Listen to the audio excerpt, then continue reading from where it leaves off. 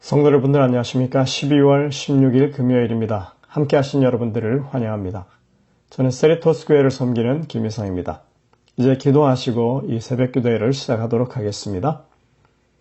하늘에 계신 아버지 하나님, 오늘 이 하루의 삶을 주님께서 우리에게 허락하시고 또 주님의 말씀을 통하여 교훈받게 하시니 감사드립니다. 저희들에게 참으로 하나님의 크신 은혜를 입혀주셔서 성령의 인도하심 가운데 주의 목적을 이룰 수 있는 저희의 삶이 될 수 있도록 인도하여 주시며 우리가 행하는 모든 일을 통하여 주님께 영광을 돌리는 저희의 삶이 되게 인도하여 주시옵소서. 이 아침에 주님 앞에 무릎을 꿇어 기도하는 주의 백성들의 탄원, 또 질병으로 고통당하는 가운데 주의 도우심을 간구하는 그 모든 음성을 들으시고 하나님의 능력을 드러내시며 우리에게 참으로 당신의 그 권능의 손길을 경험할 수 있도록 인도하여 주셔서 하나님을 믿고 따르는 그 일에 언제나 우리의 믿음이 주님의 우리를 향하신 그 손길을 맛볼 수 있는 경험들이 될 수 있도록 인도하여 주옵소서. 이 시간 주의 말씀을 펴고 성령의 인도를 구하는 우리와 함께하여 주옵기를 예수님의 이름으로 간절히 기도드립니다. 아멘. 저희는 이번 주에 성경적 세계관이라고 하는 주제를 가지고 삶과 죽음의 문제에 관한 이야기들을 다루었습니다. 기억자를 먼저 보시겠습니다. 평강의 하나님이 친히 너희를 온전히 거룩하게 하시고 또 너희의 온 영과 혼과 몸이 우리 주 예수 그리스도께서 강림하실 때 흠없게 보존되기를 원하노라. 데살로니가전서 5장 23절 말씀입니다. 세상을 어떻게 보느냐 하는 것이 세계관입니다. 우리가 신앙의 관점에서 세상을 어떻게 볼 것인가 하는 것이 성경적 세계관이죠. 이번 주에 우리는 세상의 종말과 관련된 성경의 가르침을 함께 연구해 왔습니다. 사람이 나고 성장해서 하나님의 섭리를 깨닫고 어떤 사람으로 꼴지어져 가느냐, 그리고 맞이하는 종말은 어떤 것이냐 하는 것을 살펴보았습니다. 우리가 예수님의 생애를 모본한다고 할 때 그것은 지적, 영적, 육적인 면과 관계의 면, 즉 전인적인 모든 것을 모본하는 것을 의미했습니다. 예수님을 믿고 그리스도인으로서 산다고 하는 것은 전인적인 변화를 의미하는 것입니다. 거기에는 관계의 회복이 결정적인 것으로 포함되어 있습니다. 많은 그리스도인들이 나만 잘 믿고 구원받으면 그만이라고 하는 생각을 하고 삽니다. 그러나 이것은 성경의 교훈을 잘못 배운 결과입니다. 예수님이 보여주신 십자가의 모본은 우리의 인간성 회복에 있어서 그 결국이 바로 관계의 회복이라고 하는 사실을 알려주고 있습니다. 주님은 십자가를 통해서 우리와 하나님 사이를 회복하게 하셨고 또한 우리 형제 사이를 화목하게 하는 길을 여셨습니다. 성경은 우리의 이 보잘것없는 육신이 하나님의 성령께서 거하시는 성전이라고 하는 것을 강조합니다. 비록 죄되고 허물 많은 육신이지만 하나님은 이런 누추한 우리와 함께 거하시기를 원하십니다. 성경은 온통 우리와 함께 하시는 임마누엘 하나님의 이야기로 가득 차 있습니다. 그리고 이렇게 우리 안에 성령이 함께 거하시기 때문에 우리가 진정한 자유를 누릴 수 있다고 가르칩니다. 이런 성경의 가르침들은 사람의 육신을 영혼의 감옥으로 그리고 악한 것으로 이해하는 영혼불멸 사상과는 전혀 조화되지 않습니다. 또한 성경은 사람을 전인적 존재로서 영혼으로 부르고 있는데 이 또한 영혼불멸설이 주장하는 영과 육의 이원론과도 거리가 먼 것입니다. 우리가 이러한 사실들을 종합적으로 살펴볼 때 이번 주에 성경적 세계관이라고 하는 제목으로 우리가 다루었던 문제는 사람의 변화와 관계의 개선이라고 하는 측면에서 이해할 수 있는 것입니다. 하나님이 이끄시는 구속사업은 죄로 물든 사람을 변화시켜서 관계를 개선하도록 하는 것입니다. 이것이 우리 신앙의 핵심적인 부분입니다. 우리가 신앙이 깊다고 이야기할 때 사실은 사람의 변화에 대한 이해가 깊어야 하는 것입니다. 또 관계의 회복에 대해서 정말 깊은 이해를 가지고 있어야 하는 것입니다. 우리가 성경에 대한 지식을 많이 가지는 것도 중요하지만 그보다 누구와도 좋은 관계를 맺는 것이 더 중요합니다.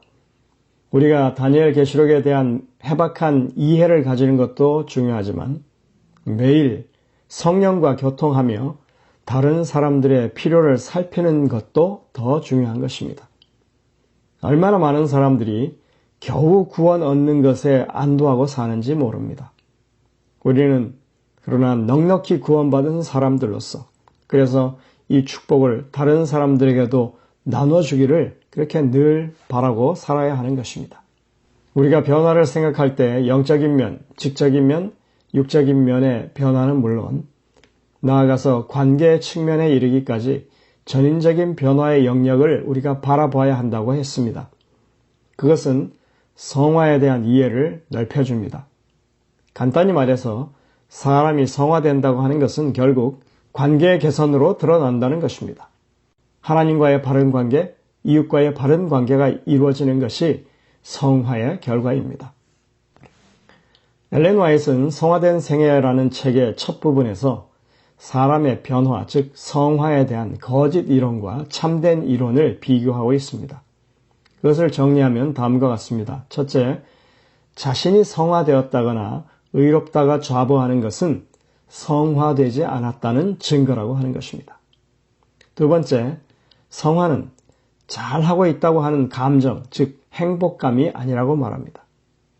성화는 오히려 매일 유혹과 싸우며 자신의 죄된 성향을 극복하고 또 마음과 생활의 성결을 구하는 그런 일이라고 말합니다. 그들은 늘 의에 줄이고 목말라 하는 사람들이라 이렇게 말하고 있습니다. 셋째로 자신의 선함과 경건을 그 사람 스스로는 잘 모르지만 주변 사람들은 그 사람의 향기를 맡게 된다고 합니다. 그러니까 성화는 자각하는 것이 아니라 오히려 주변 사람들이 그것을 아는 것이라고 말하는 것입니다. 네 번째로 성화의 가장 고귀한 열매는 온유라 이렇게 표현하고 있습니다. 우리는 오늘 여기 온유라고 하는 말에 좀 집중합니다. 여기서 온유라고 하는 그 특성은 관계적인 용어입니다. 이것은 죄인을 대하시는 하나님의 품성이기도 합니다. 주님은 마태복음 11장 29절에서 분명히 이렇게 말씀하십니다. 나는 마음이 온유하고 겸손하니 나의 멍에를 메고 내게 배우라. 우리가 이러한 온유하신 주님의 마음을 본받아서 우리도 온유한 사람이 되어야 할 것을 성경은 당부합니다. 디도서 3장 2절에 보면 바울이 이렇게 말합니다. 아무도 비방하지 말며 다투지 말며 관용하며 범사에 온유함을 모든 사람에게 나타낼 것을 기억하게 하라. 온유는 모든 사람에게 나타내어야 하는 그런 특성이 맞습니다. 그것은 관계의 용어인 것입니다. 결국 성령의 열매 중 가장 귀한 열매가 관계를 개선하기 위한 이 온유의 열매라는 사실입니다. 주님이 말씀하신 팔복 중에 온유한 자는 복이 있나니 그가 땅을 기업으로 받을 것이라 하십니다. 최후의 심판 때 이 온유함은 중요한 기준이 된다는 것입니다. 마지막이 가까울수록 우리의 전인적인 모습 가운데 이러한 성령의 열매, 품성의 특징이 드러나야 할 것입니다. 그것이 그리스도의 마음을 품는 것이고 그것이 우리의 마음에 성령이 거하시는 성전이라는 말씀이 입증되는 것이고 나아가 우리가 다시 오실 주님을 맞는 준비를 바르게 하는 것입니다. 오늘 금요일 소재에 보면 때가 가깝고 우리가 준비해야 한다는 메시지들이 인용되어 있습니다. 대쟁투가 거의 끝나고 있다. 바다나 땅에서 일어나는 모든 참화의 소식은 만물의 마지막에 가까웠다는 사실에 대한 증거가 된다. 난리와 난리의 소문이 세상 끝을 선포한다. 우리 앞에 펼쳐질 큰 사건들을 기다릴 때 맥박이 급히 뛰지 않는 그리스도인이 있겠는가? 주님께서는 오고 계시다. 우리는 다가오시는 하나님의 발자국 소리를 듣는다. 마라나타 220쪽이죠. 주님이 곧 오신다. 우리는 평강 가운데서 그분을 만날 준비를 갖추어야 한다. 주위에 있는 사람들에게 빛을 전하는 일에 우리의 온 힘을 다하기로 결심하자. 우리는 슬퍼하지 말고 기뻐해야 하며 언제나 우리 앞에 주 예수님을 모시고 있어야 한다. 우리는 그분의 나타나심을 위하여 준비하고 기다려야 한다. 그분을 대면하고 그분의 구속받은 자로 영접되는 것은 얼마나 영광스러운 일인가. 우리는 오랫동안 기다려왔다. 우리의 믿음이 희미해져서는 안 된다. 우리가 만일 영광 중에 계신 왕을 볼 수만 있다면 우리는 영원히 복을 받을 것이다. 나는 큰 소리로 본향을 향하여 라고 소리쳐야 할 것처럼 느낀다. 우리는 그리스도께서 그분의 구속받은 자들을 영원한 본향으로 데려가시기 위해 능력과 큰 영광으로 오실 시간에 근접하고 있다. 하늘이라고 하는 책 165, 166쪽에 와 있어 글입니다. 참으로 주님이 곧 오실 긴박한 현실을 우리가 느끼고 산다면 지금이야말로 우리의 매일매일의 일상에서 성령의 열매가 맺히도록 가장 진지한 관심을 기울여야 하지 않겠습니까? 저는 지난 12월 9일자 기도력을 보면서 이러한 사실을 강조하고 있는 이 한 목사님의 권면을 보게 되었습니다. 그 목사님은 이렇게 말합니다. 마지막 때 하나님의 백성은 검증되지 않은 이야기를 피해야 한다. 세상에는 물론 수많은 불가사의와 의문점이 있지만 세천사의 기별에 따라 살도록 부름받은 하나님의 백성에게 그런 것들은 중요하지가 않다. 하지만 우리가 한 가지 어마어마한 음모에 관해 알고 있다. 세상 환경이 점점 짐승의 표를 받고 살아계신 하나님의 인은 거부하도록 변하고 있다는 것이다. 이 거대한 음모의 주동자는 다름 아닌 사단이다. 사단은 세상을 꼭두가시 다루듯 하면서 마지막 때의 대환란으로 몰고 간다. 우리가 여기까지는 늘 들어오고 생각하는 내용이죠. 그런데 이런 상황에서 우리가 어떻게 행해야 하는가에 대한 언급이 주어지고 있습니다. 이 부분을 여러분들이 자세히 들어보시기 바랍니다. 하나님의 백성은 십자가의 시선을 집중하고 예수님의 품성을 드러내야 한다. 영원한 복음을 전하고 말씀에 따라 살아야 한다. 지레 짐작하고 흥분을 조장하고 불확실한 이론에 심취해봐야 사람을 변화시키는데 아무런 도움이 되지 않는다. 오히려 역효과를 낳을 뿐이다. 우리에게는 확고한 진리와 예수 그리스도가 필요하다. 다른 것은 영적 장애물일 뿐이다. 저는 이 목사님의 이러한 처방이 오늘날 재림교회 안에 가장 적합한 처방이라고 생각합니다. 동의합니다. 우리는 이 시대의 징조에 매여서 급급할 것이 아닙니다. 우리에게 정작 중요한 것은 주님의 품성을 성령의 역사로 말미암아 드러내야만 하는 것입니다. 우리의 전인적인 변화가 오직 성령의 역사에 우리가 협력함으로써만 가능하다고 하는 것을 우리가 생각하고 그 일에 매진하는 그리스도인들이 되어야 할 것입니다. 그것이 진정 예수 그리스도의 재림을 맞는 사람들의 영적인 준비가 될 것입니다.